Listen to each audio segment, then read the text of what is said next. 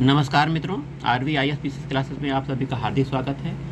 भारतीय संविधान में अनुच्छेद 14 जो कि समता का अधिकार है, आइए समता के अधिकार को जानते हैं। अनुच्छेद 14 जो कि मौलिक अधिकार का एक भाग है, समता के अधिकार को बताता है। इसकी परिभाषा है राज्य।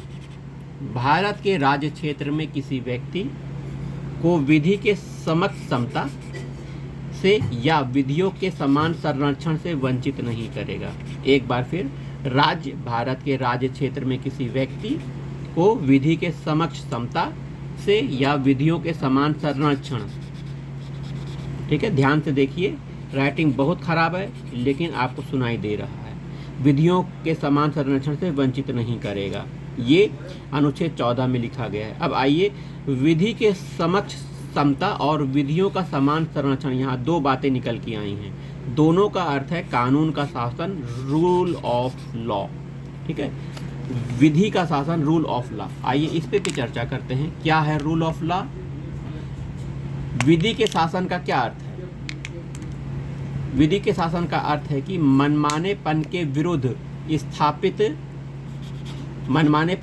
स्थापित विधि की पूर्ण सर्वोच्चता, साथ ही विधि का शासन, ठीक है,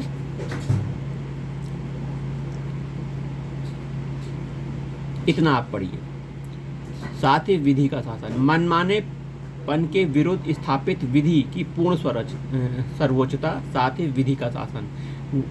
यहाँ दो बातें निकल के आई हैं, विधि के समक्ष समता और विधियों का समान संरक्षण। इन दोनों पर चर्चा करते हैं। सबसे पहले विधि के समक्ष समता, इस पर चर्चा कर लेते हैं।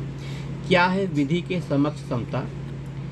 यह वाक्यांश अंग्रेजी कॉमन लॉ का है। कहाँ का है? अंग्रेजी कॉमन लॉ का। यह एक नकारात्मक अवधारणा है। क्या? विधि के समक्ष समता नकारात्मक अवधारणा है, जिसमें गर्भित है कि किसी भी व्यक्ति को विशेष सुविधा नहीं दी जाएगी और सभी व्यक्ति साधारण विधि के अधीन होंगे, ठीक है, सभी व्यक्ति साधारण विधि के अंतर्गत होंगे, चाहे वो प्रधानमंत्री हो चाहे साधारण व्यक्ति हो, एक ही विधि के अधीन अंतर्गत होगी, किसी को विशेष सुविधा नहीं दी जाएगी। ये विधि के समक्ष समता का वर्णन है, व्याख्या है। अपवाद इसमें 361, 1, 2, 3, 4, 361 के 4 भाग हैं, ये अपवाद स्वरूप हैं विधि के समक्ष समता के। वहीं दूसरी बात थी विधियों का समान संरक्षण, इसको पर भी चर्चा कर लेते हैं। तो विधि के समक्ष समता यह अंग्रेजी कॉमन लॉ से लिया गया था और यह विधि का समान संरक्षण यह अमेरिका के संविधान से लिया गया है, ठीक है। विधि के समक्ष समता यह नकारात्मक अवधारणा है, विधियों का समान संरक्षण यह सकारात्मक अवधारणा है, सकारात्मक। देखिए, यह एक विधि का समान संरक्षण एक सकारात्मक अवधारणा है, देखिए लिखा हुआ है, जिसका अर्थ है कि समान परिस्थितियों वाले व्यक्तियों को विधि का समान संरक्षण प्राप्त होगा। अगर समान परिस्थिति नहीं है, परिस्थिति अलग अलग हैं, तो समान संरक्षण नहीं होगा, उसमें भेद किया जा सकता है, विभेद किया जा सकता है। इसका क्या अर्थ है? इसका अर्थ है समान लोगों के बीच में समान विधि होगी। समान लोगों के बीच में समान विधि मतलब एक गरीब है एक अमीर है, दोनों के लिए एक विधि नहीं लागू हो सकती है ना, उसके लिए अलग अलग विधि करनी पड़ेगी। गरीब के लिए विशेष प्रावधान करना पड़ेगा, शिक्षा स्वास्थ्य में हर जगह उसे अलग विधि के अंतर्गत लाना होगा, तभी उसका सामाजिक आर्थिक विकास हो पाएगा, है ना।